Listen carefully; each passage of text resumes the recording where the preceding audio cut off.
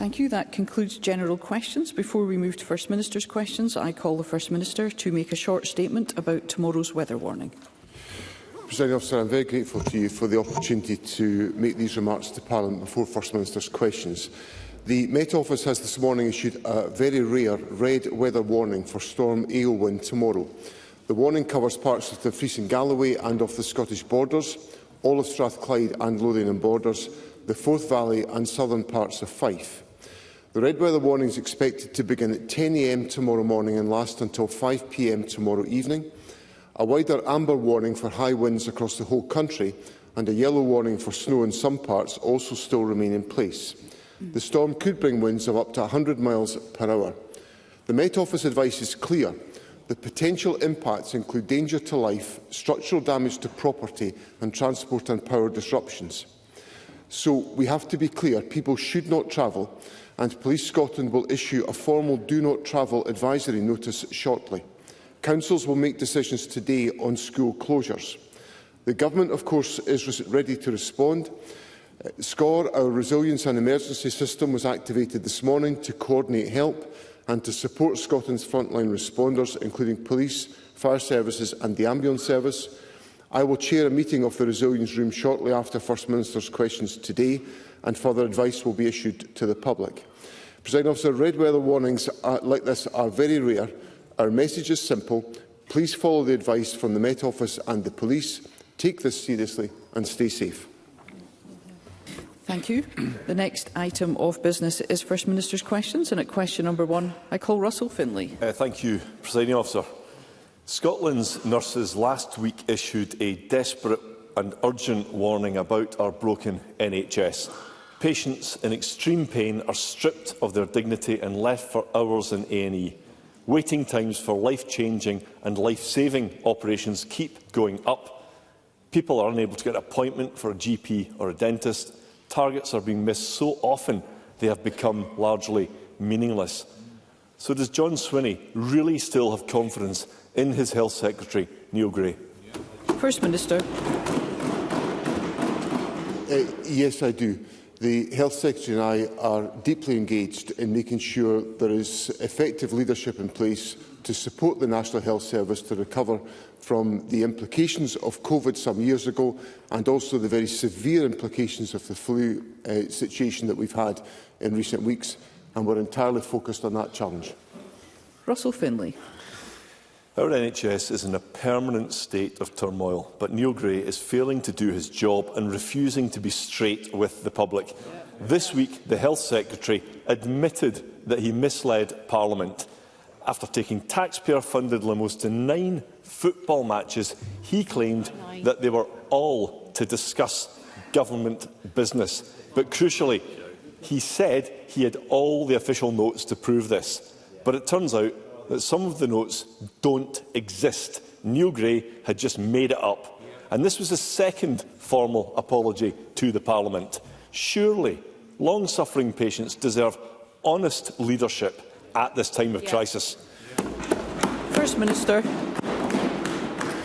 And that's exactly what patients in Scotland have got, because I will tell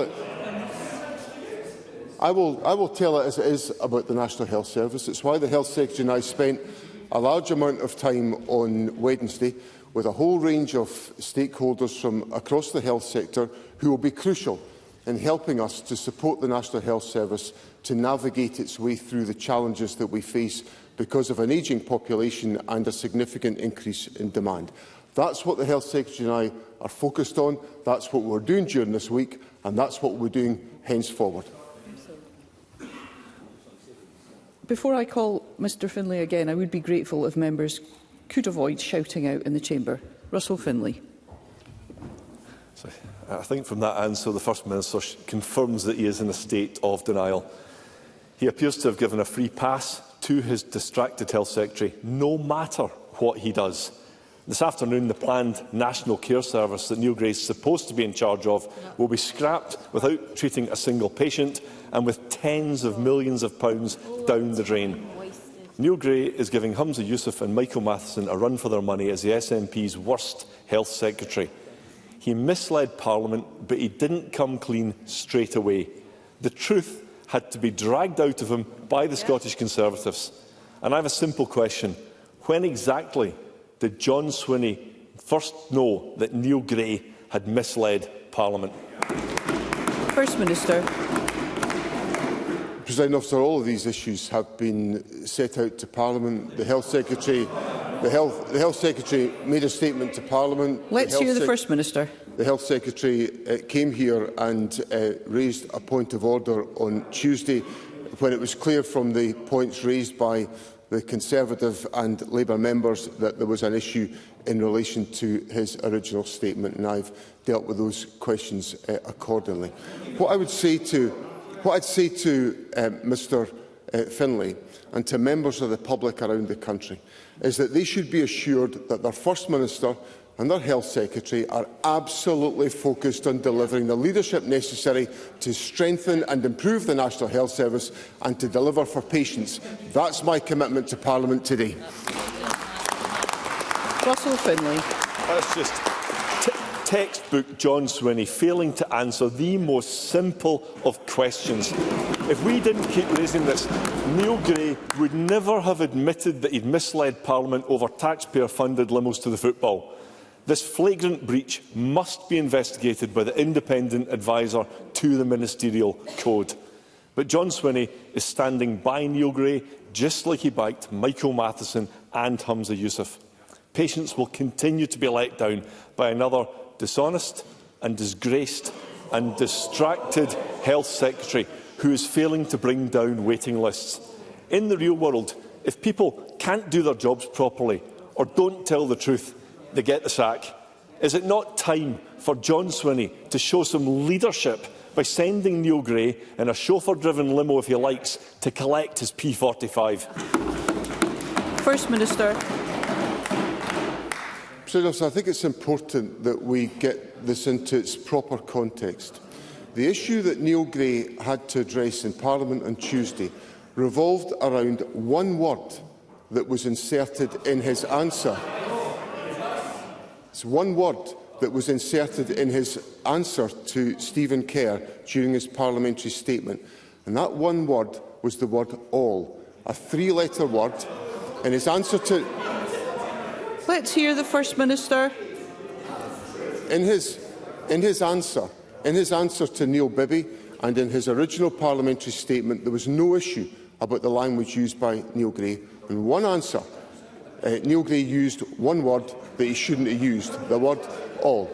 Now, First Minister, if I may, I'd be grateful if those of us who are privileged to sit in this chamber could treat one another with courtesy and respect. First Minister. So, Presiding Officer, on the basis of that fact, I judge that Neil Gray, in taking the action that he has taken, has acted entirely appropriately in his responsibilities to Parliament and in accordance with the Ministerial Code. Now, of course, it is up to the independent advisers that I have appointed to take a different view to the one that I have taken. And I will be inviting my independent advisers to consider the view that I have taken, and it will be free to them to take that decision. That's why I have strengthened the Ministerial Code. It's why I've strengthened the independent advisers and why I've appointed 3 individuals of eminent reputations to make sure that they can scrutinise these questions. But fundamentally, what matters to the people of Scotland today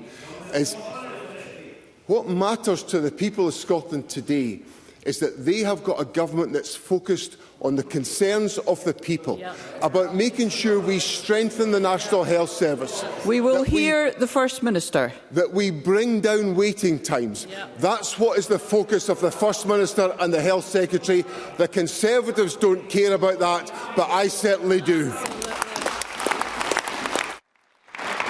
Question number 2, Anna Sarwar. Thank you, Presiding Officer. Our NHS and social care system is in permanent crisis under the SNP, and we know that one route to solving this crisis lies with tackling delayed discharge. That's where a patient is medically cleared to go home but can't, often due to a lack of a care package. In the words of Dr Ian Kennedy of the BMA, the key to unlocking the front door of our hospitals lies at the back door. But under the SNP, delayed discharge has soared. On Monday, I raised the case of Avon, a 68-year-old grandmother living with MS from Auchterarder. Despite being medically cleared to go home, Yvonne had to spend an extra 2 months in hospital waiting for a care package. In desperation, Yvonne took to wearing a T-shirt that said, "Can I go home now?" and bed blocker. How have John Swinney and Neil Gray allowed this to get so bad? First Minister. So the issues around delayed discharge are complex because they essentially rely upon the strength and the capacity of the social care system in Scotland. And that's the key question that the Government is addressing in the steps that we're taking to ensure that the health service and the care system meets the needs of the public in Scotland.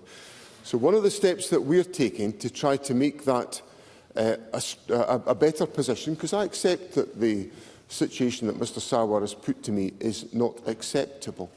We're putting in place a record funding settlement for the health service, which will strengthen social care, and we're also delivering a real terms increase in the local authority budgets to make sure that local authorities are able to contribute more to health and social care partnerships to make sure that more social care places are available at local level. That's the practical and tangible action the Government is taking to address this situation.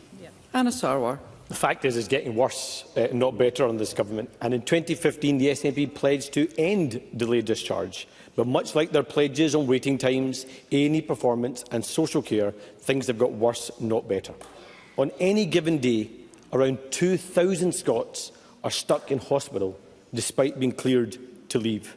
And over the last decade, we've had 5 health secretaries, and the cost of their collective failure to deal with this has risen to over £1.5 billion. But the biggest price has been paid by countless Scots who have been failed as the situation has deteriorated. But, Presiding Officer, apparently not to worry. We're now told the self-described full-on John is rolling up his sleeves and taking personal charge of the crisis his party's created in our NHS. So given he rolled up his sleeves and wrecked our education system, and he rolled up his sleeves and wrecked the public finances, is it any wonder Scots fear for the future of our NHS under the SNP? If I may just remind all members that we do not use nicknames in the chamber. First Minister.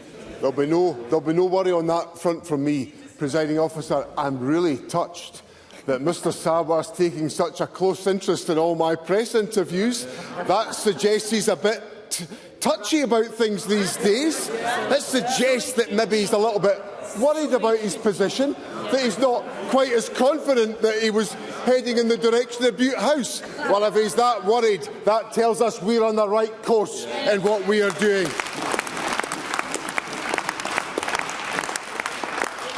Over the course of the last few weeks and months, a number of important steps have been taken by the Government to strengthen the availability of social care in our country. The expansion of frailty units associated with A&E departments, the expansion of the hospital-at-home system, which is designed to care for individuals in their own homes and provide them with the clinical care to avoid them being in hospital, the support that's been put in place in relation to the strengthening of GP practices, which of course is not helped by the employer's national insurance contribution changes of the United Kingdom Government. These are all some of the steps that we are taking, and of course there's a big decision coming up for the Parliament in the next few weeks, and that's about the budget. Because the budget delivers a record financial settlement for the health service, and the budget delivers an increase, a real terms increase for local authority funding to support the social care system. The big question is, will Labour support the Government and our investment in the social care system? Anna Sarwar. Presiding Officer, with that answer, I think it's clear that John Swinney won't be joining Nicola Sturgeon at the Glasgow Comedy Festival. But come May 2026, he will be joining her as an ex-First Minister of this country. Because the SNP's record on the NHS is one of abject failure. Our NHS and care system is in permanent crisis, and we have a Health Secretary that no one has confidence in. He should be sacked for mismanaging our NHS, not just misleading this Parliament. Because right now, on their watch, over 863,000 Scots are stuck on an NHS waiting list. Over 100,000 of them waiting over a year to be seen. And right now, 2,000 Scots are stuck in hospital, medically cleared to leave, but unable to go home. So no matter who they choose as the latest Health Secretary, the SNP can't deliver the new direction our country needs. But instead, today, John Swinney will gut his National Care Service bill with years wasted, millions lost and not a single hour extra of care delivered. Isn't just this the latest example that no good idea survives SNP incompetence? First Minister. Yesterday, I convened with the Health Service a discussion of stakeholders in the Health Service discussing all of the challenges that we face. And I'm completely open about the fact that we face challenges in the Health Service in Scotland today, and that's why I convened the session yesterday. It's why I'm setting out the steps that we're taking to ensure that we have an immediate focus on ensuring the resources are in place to drive down waiting times and to ensure that we tackle delayed discharge. That's what we are doing. But one of the participants in the discussion yesterday raised with me the damage and difficulty that's going to be faced by general practice because of the imposition of an increase in employers' national insurance contributions. Now, isn't it interesting? Isn't it interesting? Let's hear the First Minister.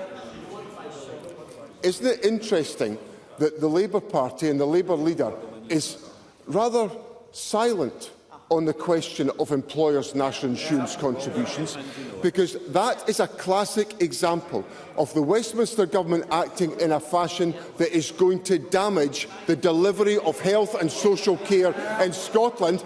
And there's no amount of shouting at me by Labour members will detract me from pointing out to the public the damage that will be done because of that increase. And of course, what do we find out? We find out that Anas Sarwar is completely and utterly hopeless and powerless in the face of a UK government that's taking a decision that will damage our health and social care system in Scotland. So what the people of Scotland know is that this government will protect the interests of Scotland when Anas Sarwar sells them out. Question number 3, Lorna Slater. Buses are too expensive in Scotland. We see fare hikes every year, with passengers across the country having to fork out even more cash to get on board. The Scottish Greens have called for a £2 cap on bus fares as part of this year's budget negotiations. For example, folks living in the First Minister's constituency are paying an extortionate £5.10 to travel from Blairgowrie to Perth. A £2 cap on bus fares would save a commuter on this journey £31 a week, or £124 a month. Does the First Minister agree with me that we should be capping fares and making buses cheaper in Scotland? First Minister. Presiding Officer, I understand the logic and the point that Lorna Slater makes, because we want to make sure that public transport is affordable for individuals. We took, in our period when we were working in government with the Scottish Green Party, the step to introduce the under-22s concessionary travel system, which has been a huge benefit, and it benefits many of my constituents. It will benefit many of Lorna Slater's constituents as well.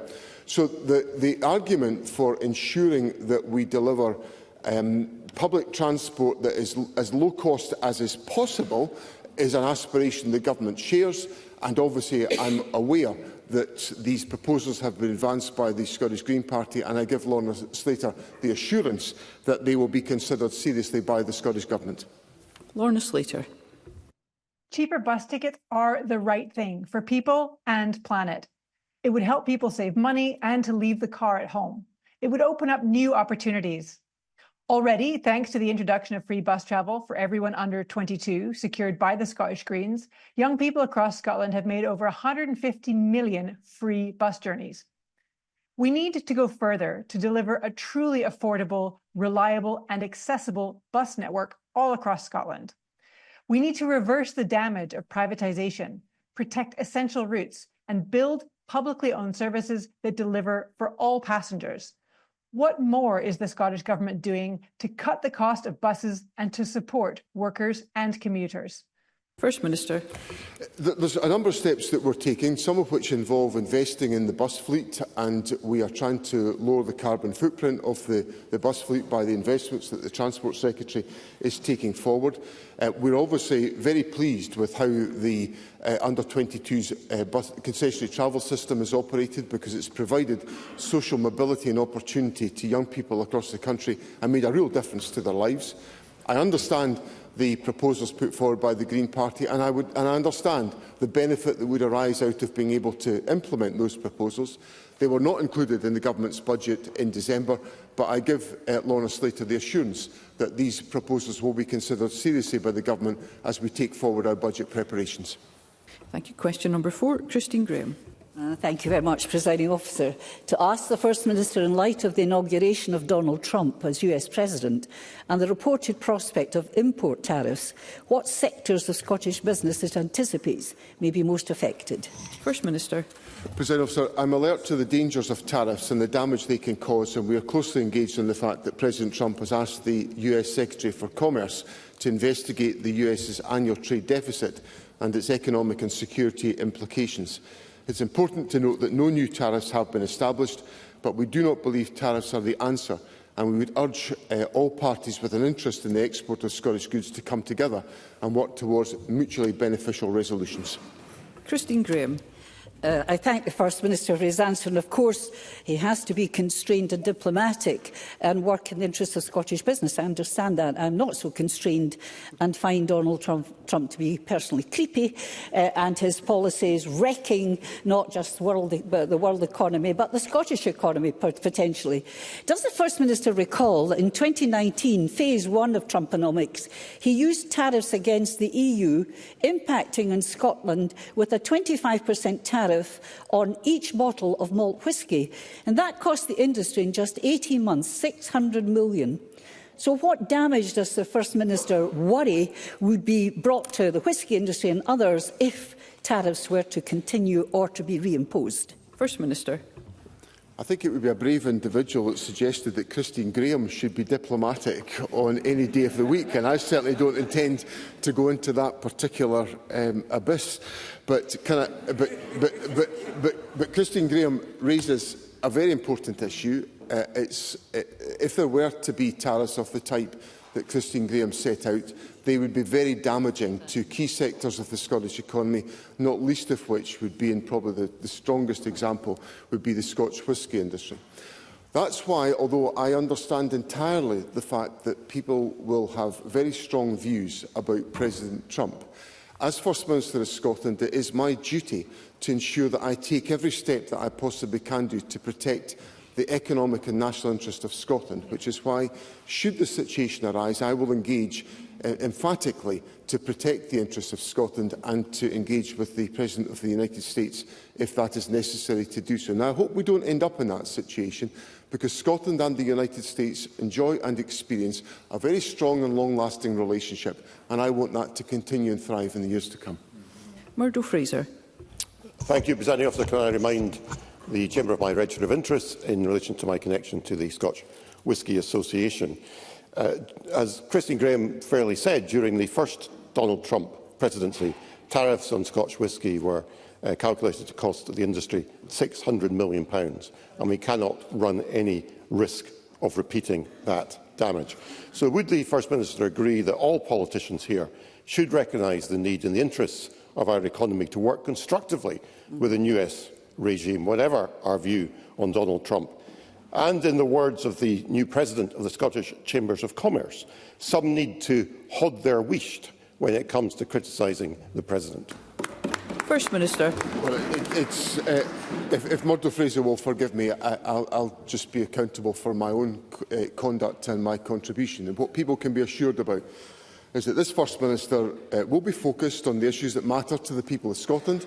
We've talked about the National Health Service already in this section, and the issue of the NHS matters to me. The Scottish economy and its prospects, the prospect for the Scotch whisky industry, all matter to me into the bargain, and I will take forward my responsibilities to make sure Scotland's economic interests are protected, and should that come from Engagement and dialogue with the President of the United States, notwithstanding people's views about the President, I will do exactly that, because it's my duty to do so as First Minister. Thank you. Question number 5, Megan Gallagher. Thank you, Presiding Officer. To ask the First Minister what steps the Scottish Government is taking to address concerns regarding waiting times in A&E departments, following the reports of a mother having to wait 50 hours for medical care at University Hospital Wishaw. First Minister. President Officer, I apologise for the long wait experienced by the patient referred to by Megan Gallagher, and to anyone whose experience of the NHS has fallen short. Services have been under exceptional pressure due to a number of issues, including a rise in winter illness, as I recounted to Parliament last week. On Monday, along with the Health Secretary, I held a further meeting with health boards, the Scottish Ambulance Service, NHS 24 and Public Health Scotland to assess pressures and to discuss ongoing work to minimise delays. As part of this, we will build on the good work underway in many boards to ensure that every core A&E department has a frailty unit which has been shown to shorten length of stay and improve outcomes for patients. Megan Gallagher. I genuinely did not believe I would leave that hospital. I spoke with Lynn Nielsen this morning, who told me of her ordeal when she arrived at Wishaw General Hospital in my region. She told me the hospital was like a war zone and had no access to basic facilities such as a toilet or medication for pain relief. It's not the nurses, it's not the doctors, it's the system that's fundamentally broken. Lynn is grateful to all NHS staff who helped her, especially those on the ward who she says gave outstanding care. Lynn is yet to receive an apology from the Health Secretary for the disgraceful mismanagement of our NHS. She doesn't want anyone else to endure what she did. So will the First Minister write to Lynn to apologise for having to wait 50 hours for medical care at Wishaw General Hospital? And will the First Minister finally admit the system is broken and install a Health Secretary who is fully focused on fixing our NHS? First Minister. President, if Megan Gallagher will provide me with the address of her constituent, I will happily write to convey the apology that I have put on the official report in Parliament today, because I think it is unacceptable. But I have also explained to Parliament the enormous pressures that the Health Service is enduring because of the significant upsurge in winter flu cases that we have experienced in recent weeks. Now, the situation that was reported to me and the Health Secretary on Monday is an improved situation. There is less intensity of pressure.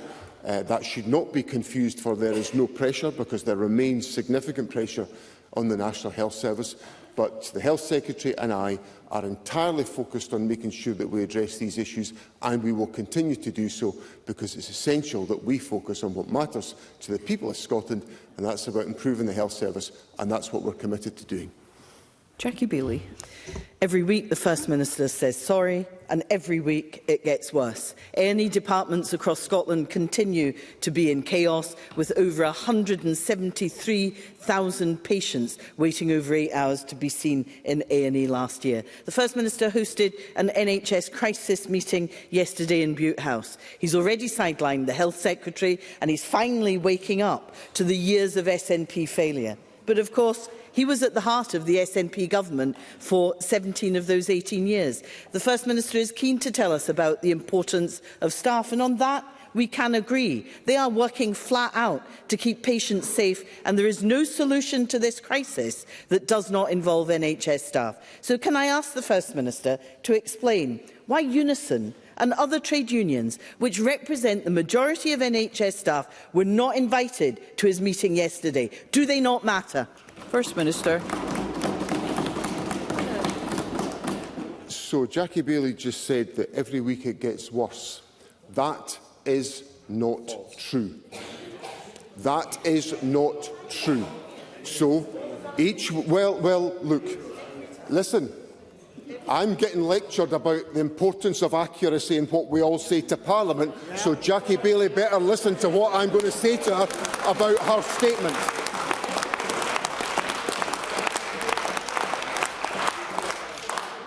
Since the week ending the 22nd of December, although Let's hear the First Minister. Although Although the performance of A&E units are not where we want them to be, the performance of the 4-hour target in each of the weeks since the week ending the 22nd of December has risen week on week as a result of the hard work of the staff in the health service, and Jackie Baillie should stop running down the staff of the National Health Service.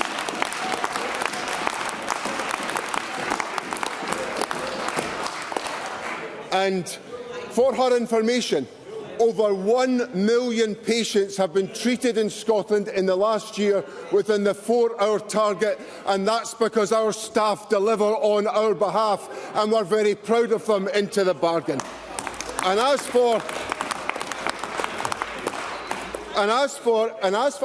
think let's hear the First Minister. I think I've really touched. I was calling upon members to ensure that we can hear the First Minister, or indeed whoever has been called to speak at that point. I don't think Jackie Baillie wants to hear the fact that she's giving factual inaccuracies to Parliament today. I don't think she's interested in hearing that. So First Minister, can we please conduct ourselves in an orderly manner? First Minister.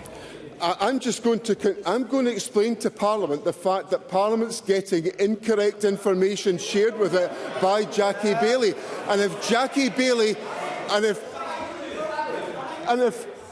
First Minister, this is wholly unacceptable.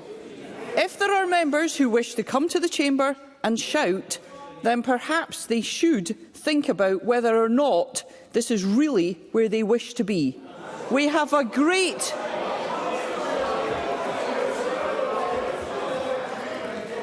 If members wish to remain in this chamber, then it is essential that they conduct themselves in a courteous and respectful manner, and that includes respecting the authority of the Chair. First Minister. So, on Wednesday, I had a roundtable discussion with the Health Secretary with a whole range of health stakeholders, some of whom represented employees directly in the National Health Service. Yep. So the authors of the survey that Mr Sarwar cited to me last week, the Royal College of Nursing, were represented around the table last week. So it's important that I heard directly from those representing some of the workforce. But that's not the last discussion we're going to have in Butte House about the National Health Service, which we made clear earlier on in the week. If Jackie Baillie had been paying as much attention to my press output as Anna Sarwar had, she would have heard that there'll be more round tables in Butte House, and I'll be delighted. And I'll be delighted. And I'll be delighted for Unison and the GMB and other unions to participate. I suspect they'll make a more constructive contribution than Jackie Baillie ever will. Question number 6. Pauline McNeill. To ask the First Minister whether the Scottish Government plans to make creating sexually explicit deep-fake images and videos a crime. First Minister. President Officer, I recognise the significant harm that can be caused by such images, especially to women who are often the victims. The publication, distribution or sharing of sexually explicit deepfake images or videos without consent can currently be prosecuted using the offence concerning disclosure of intimate images. However, the development of artificial intelligence means creating such images is easier than ever and a growing problem which we take very seriously. Therefore, we are carefully considering whether specific legislation is required to provide greater protection to those at risk of image-based abuse. This work includes giving consideration to UK Government plans to criminalise the creation of deepfake images extending to Scotland. This would require legislative consent, and we are open to working with the UK Government on this question. Pauline McNeill. Deepfake abuse has been described as a new frontier of violence against women. The proliferation of sexually explicit deepfake images has grown at an alarming rate, causing devastating harm to victims. My Choice, a campaign group that tackles image abuse, found that 99% of deepfake images were of women and girls. And one of the most unsettling features of this abuse is this often people known to the victim who are creating these images and sharing them. Teenage girls have found that their classmates are using apps to transform their social media posts into nudes before sharing them. I've raised this question before, so I am pleased with the First Minister's answer. Does he agree that there is an urgency now to close any loopholes in the law in Scotland by working with the UK Government who are doing the same? Because, as said, it's the sharing of images that is illegal, and we need to close that gap. Does the First Minister agree that we as a Parliament and you as a Government need to send a clear message that this type of abuse is part of the campaign to eradicate violence against women and girls? First Minister.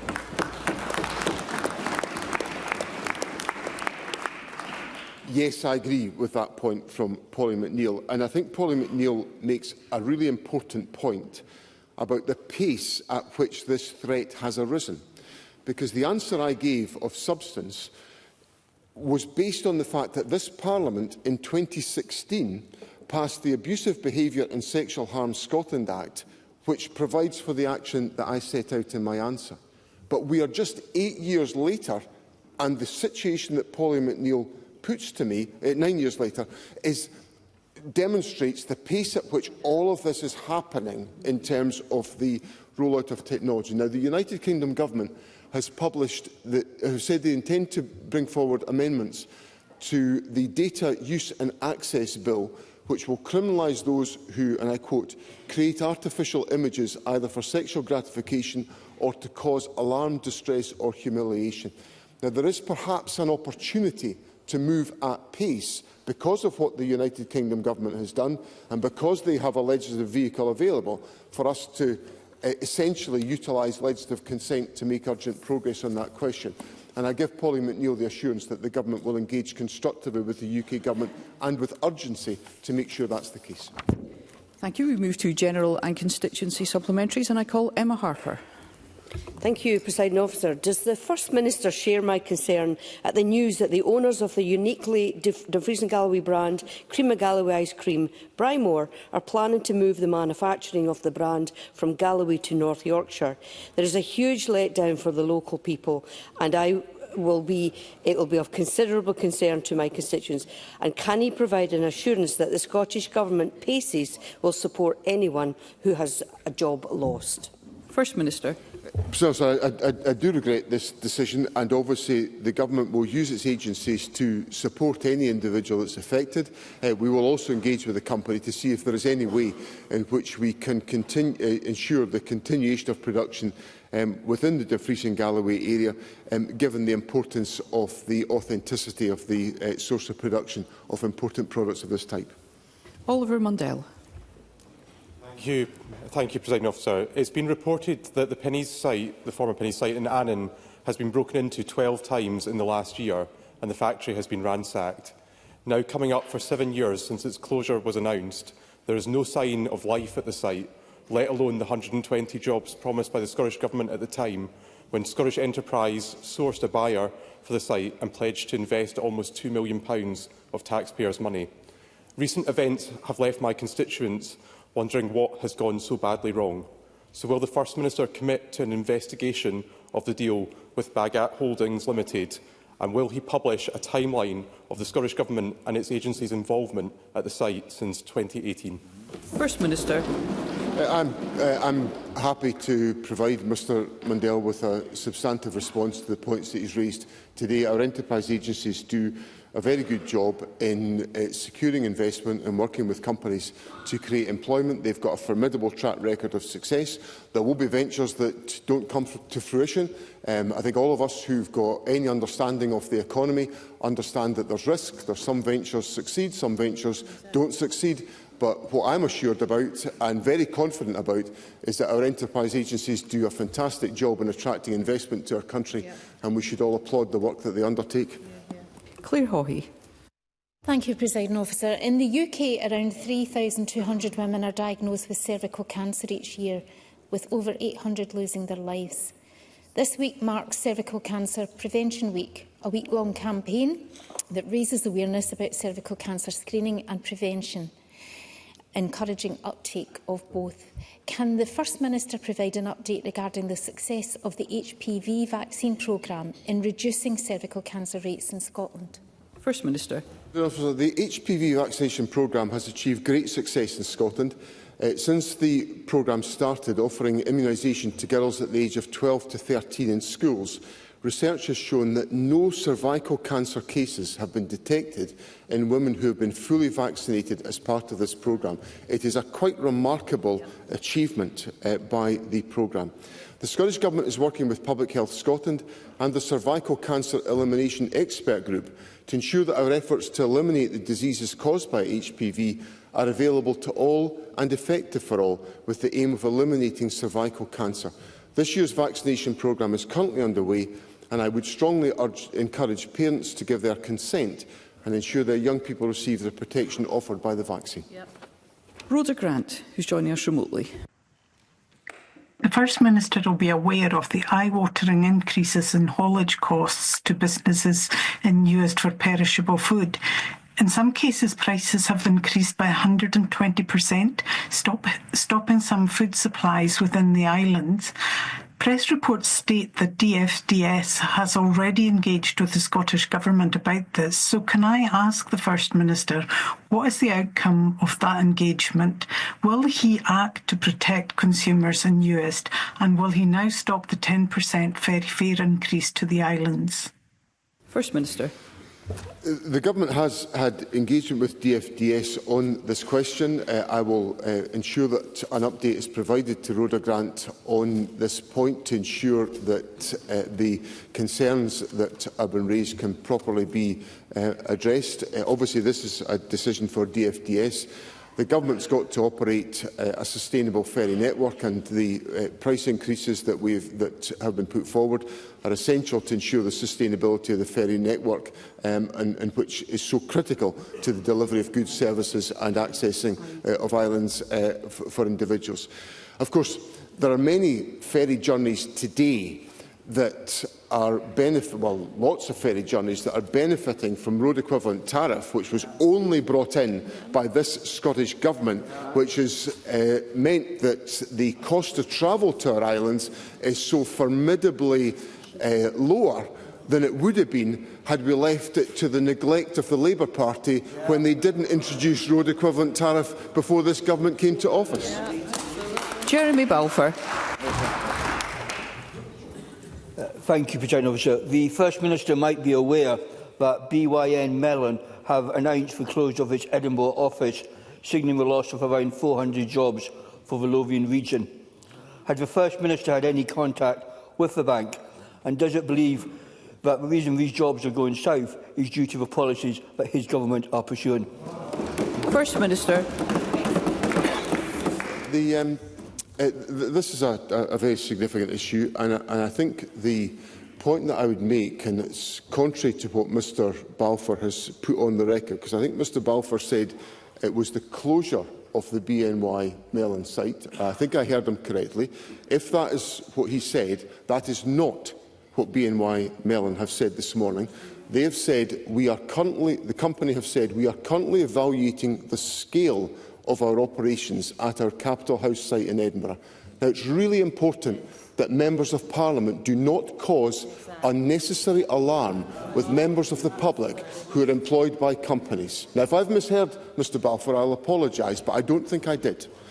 We engaged constructively with BNY Mellon. They're a great investor in Scotland.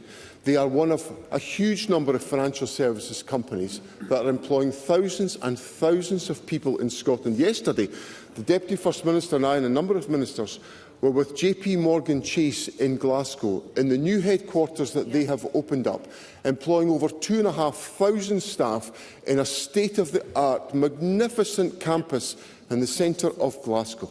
I think we should have a lot of pride in the strength of the financial services sector, and the Scottish Government will always engage constructively with any company that's looking at the footprint of its operations in Scotland. Audrey Nicholl. Presiding Officer, as we progress with our journey to net zero, it's absolutely vital that we recognise and retain the considerable skills of oil and gas workers who will continue to play an incredibly important part in taking forward the green jobs of the future. So can I ask the First Minister, how the Energy Skills Passport pilot scheme launched this week will support workers to identify routes to careers in renewables and clean energy? First Minister. So this is one of the measures that we're bringing forward as part of our programme. We've provided £3.7 million of funding to support the industry in developing an energy skills passport. It will help that transition that Audrey Nicholl has referred to, because it's so important that the skills that we have available to us in Scotland in the oil and gas sector are able to be utilised in all aspects of economic activity in Scotland, and I'm very optimistic that will be the case within renewables as well. Thank you. I call Michael Mara. Thank you, Presiding Officer. I refer the Chamber to my register of interests as a member of the GMB Union. In October of last year, I raised with the First Minister the case of NHS Tayside district nurses who have been waiting 6 years for their job grading to be honoured. Shona Middleton and Cathy Fugaccia toiled through the pandemic and served the public of Tayside day in, day out. Today, they are with us in the public gallery. Shona has said this: "We are nurses, not political campaigners, and we'd much rather not have to go to Holyrood, but we refuse to give up. It's not just about us, it's about all NHS Scotland staff being treated with fairness and respect. Managers should not be allowed to choose which of their promises to keep and which to break." Surely the First Minister can tell them today that 6 years of delays and excuses are entirely unacceptable, and the NHS Tayside should finally get their act together. First Minister. Obviously, I want these issues to be resolved, and health boards have got a responsibility to exercise their functions properly in that respect. I will seek an update from NHS Tayside on that question and share it with Mr Mara. I think in my last exchange with Mr Mara, I think I did make the point that as this case may well reach an employment tribunal, I have to be careful about what I say in that respect. But with that caveat, I'll try to give Mr Mara as comprehensive a reply as I can on the current situation in relation to this case. Tim Eagle. Thank you, Presiding Officer. And can I just remind members of my register of interest as a farmer? The First Minister might have heard this week that a very unhelpful change by the UK Animal and Health Plant Agency meant that livestock would need to be accompanied by someone that could euthanise them on ferries. Now, I've literally just heard in the last couple of minutes from the Crofting Federation and NFUS that they have rolled back on that. That means that hopefully that won't need to go ahead. But could the First Minister just let me know if the government has had any contact with APHA? Will they get in contact with them if they haven't, to make sure that we don't put this in place? And will they make sure that the CalMac now talk to our island agricultural community to make sure that they know this isn't going ahead? First Minister. I think the issue will not be with CalMac, because CalMac will have to follow the regulatory regime put in place by the animal health regulators. But I certainly, if that situation has transpired, then I welcome it.